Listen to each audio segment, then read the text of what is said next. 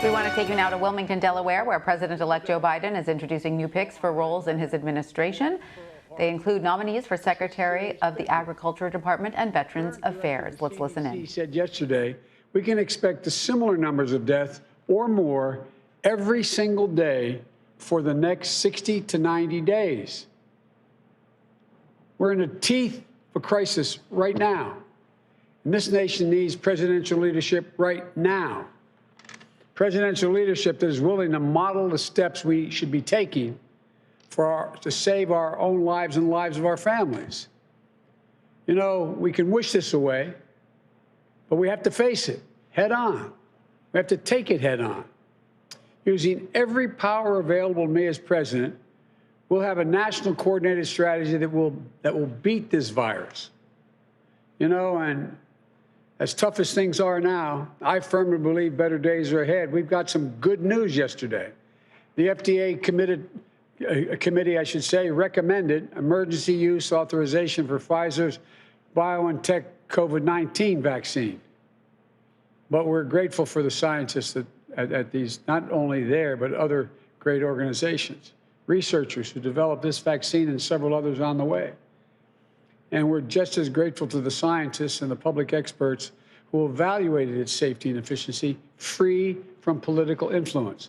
I want to make it clear to the public, you should have confidence in this. There is no political influence. These are first-rate scientists taking their time looking at all of the elements that need to be looked at. Scientific integrity led us to this point. We know the immense challenges and hard work ahead. Earlier this week, I announced our COVID response team that'll scale up the manufacturing, distribution, and injection of the vaccine. We set a bold and doable challenge in my first 100 days, 100 million shots in 100 days, asking the American people to wear masks for the first 100 days of our administration. And if we get the necessary funding from Congress, we can get most of our schools open in 100 days, but we need the help from the Congress and the funding. The first 100 days won't end the COVID-19, but meeting those goals can slow the spread, save lives, and get us back to our lives with the people we love the most. And we'll also be getting the right people confirmed during this period of time and in place to manage this robust, aggressive plan to contain the virus, help us build back better than ever, and make sure everyone is included.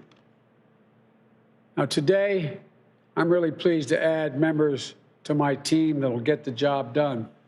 In addition to the pandemic's grim milestone, the economic crisis has left millions of Americans out of work, without a paycheck, without health insurance, unable to put enough food on the table, literally unable to put food on the table, and unsure whether they can pay their rent when the new year begins, or make their mortgage payments. It's affecting everyone from farmers to students, seniors to veterans, in red states, blue states, small towns, and big cities. And that's why the Congress needs to act, and act now, on the COVID package. I spoke to my two friends who are still in the Congress, the Vice President and the soon-to-be Secretary of HUD.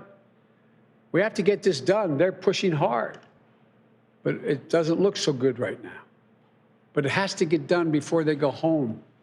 Millions and millions of Americans simply can't wait any longer. We shouldn't, we can't get bogged down in issues that don't help people. State and local governments need the help.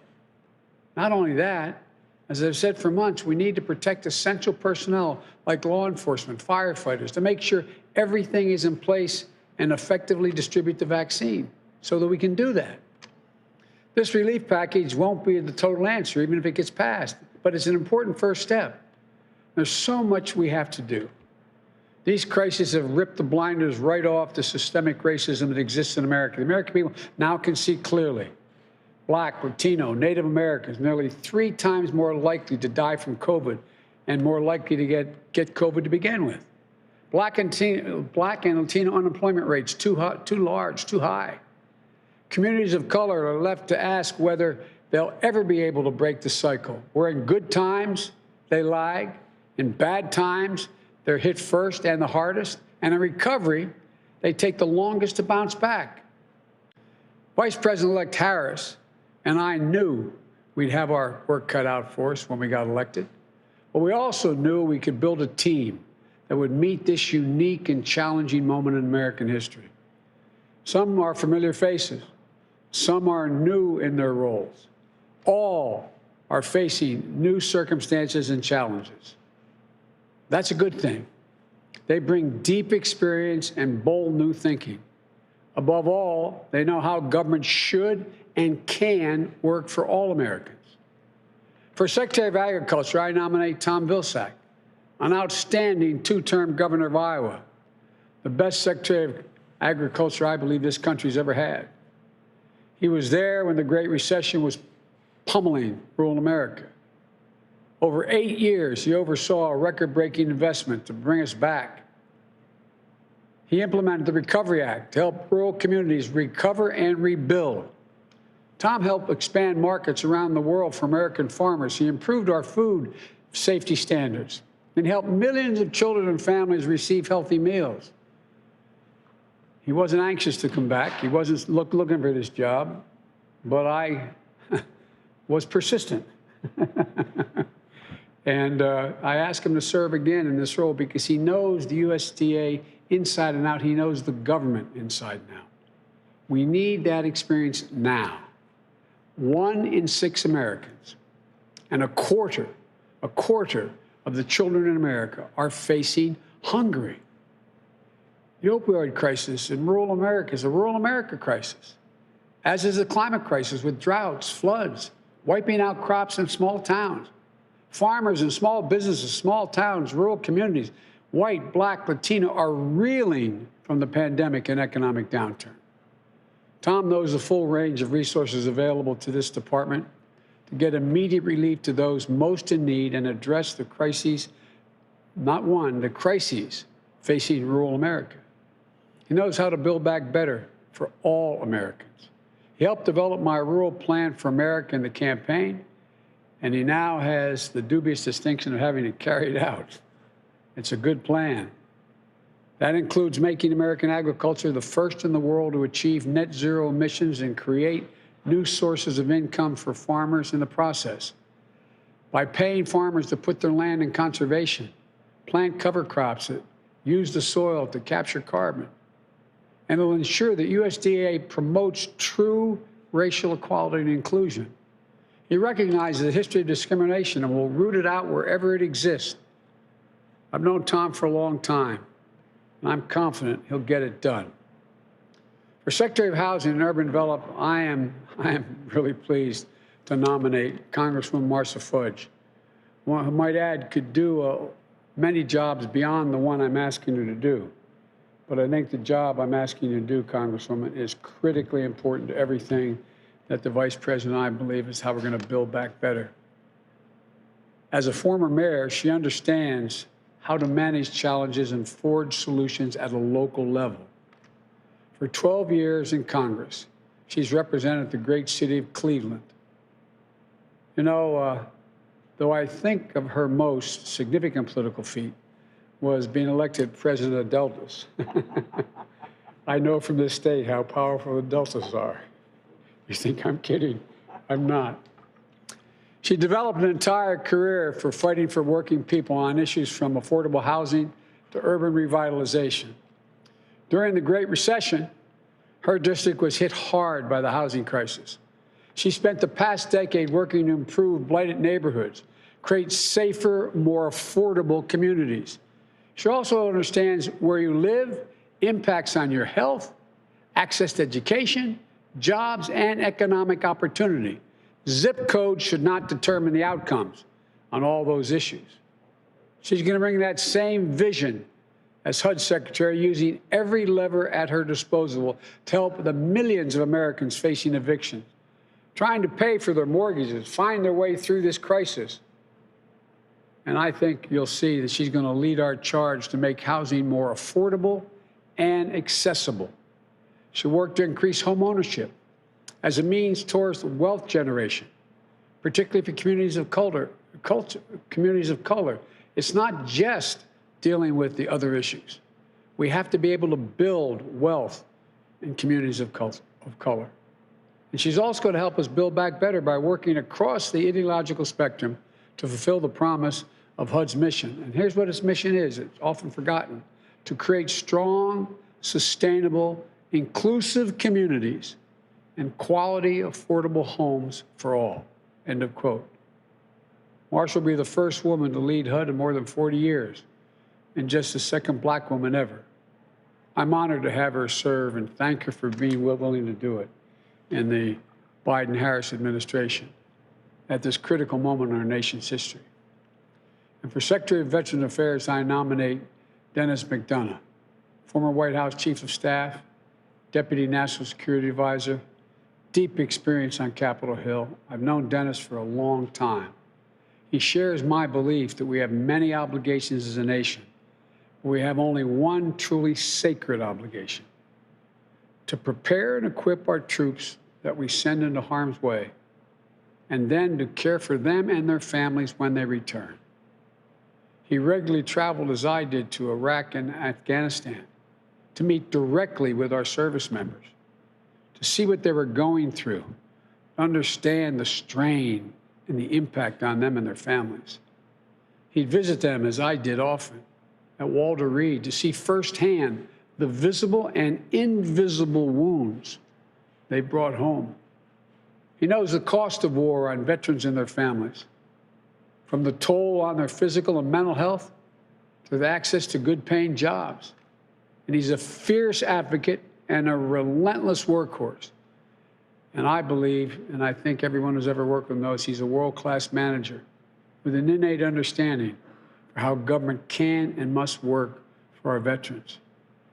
He worked closely with our then VA Secretary, Bob McDonnell, and with the Congress to increase VA funding to ensure veterans to get the benefits they earned and they deserve. And by the way, he knows we have a very, very steep hill to climb in getting more funding, more docs, more psychiatric nurses, more folks out of the private sector into the VA.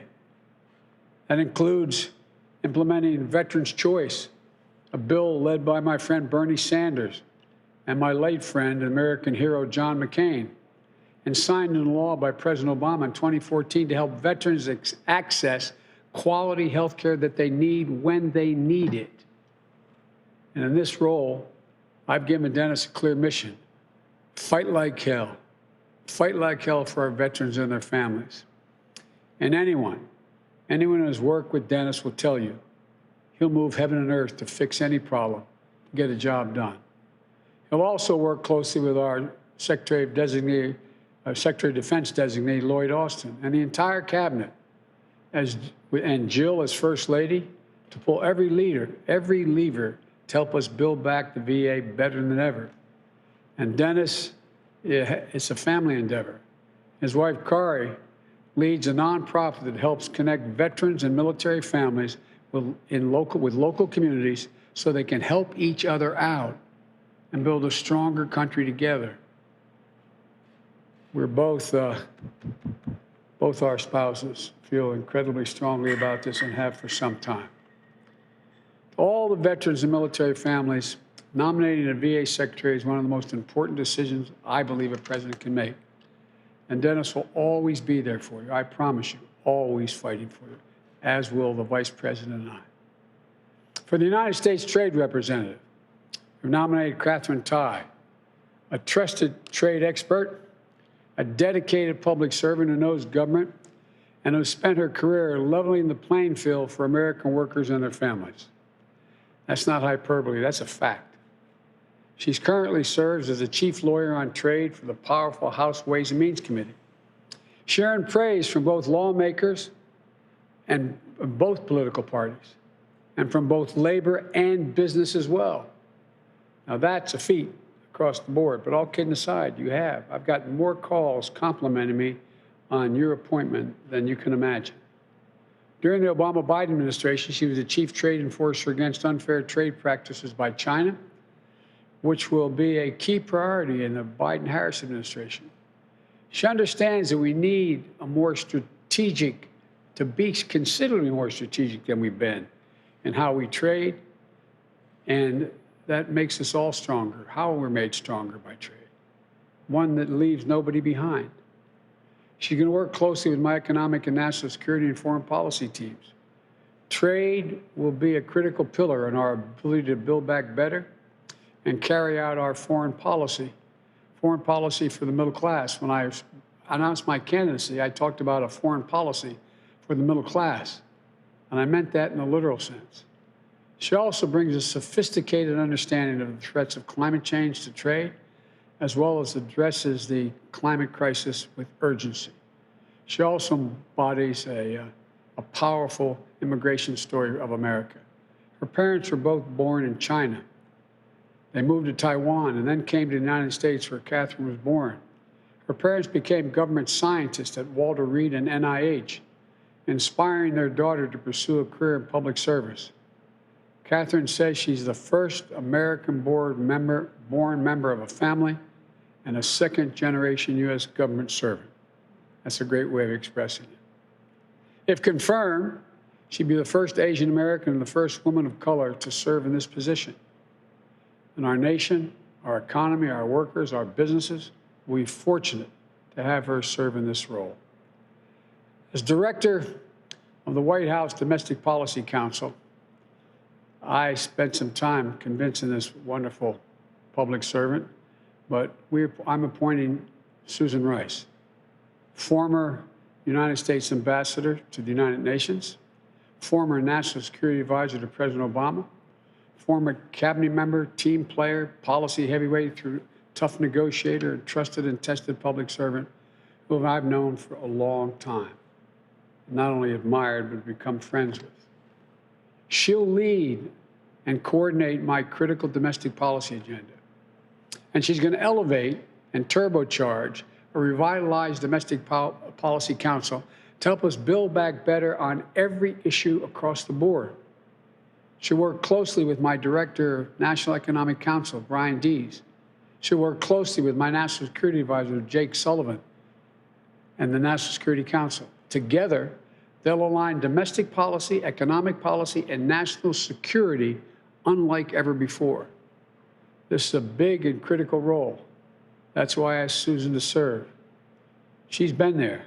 She knows what it takes, like she did in helping mobilize the entire federal government to end the Ebola crisis. And her voice is particularly needed at this critical moment. A granddaughter of immigrants, a descendant of enslaved people, Susan will be an effective and tireless champion for all Americans. And she knows I'm really thrilled she was willing to come back, be at my side in the White House. To each of you on this team, you have my gratitude, the gratitude of the Vice President and me for answering the call to serve again. To your families, thank you. We know the sacrifice you're making to allow your family member to serve as they are going to, God willing. And to career civil servants at these agencies, we look forward to working with you because we know how many talented people are there. It's time to rededicate ourselves to the mission our government agencies were entrusted with. And to the American people, help is on the way. I promise we're not going to let you down. May God bless you and may God protect our troops.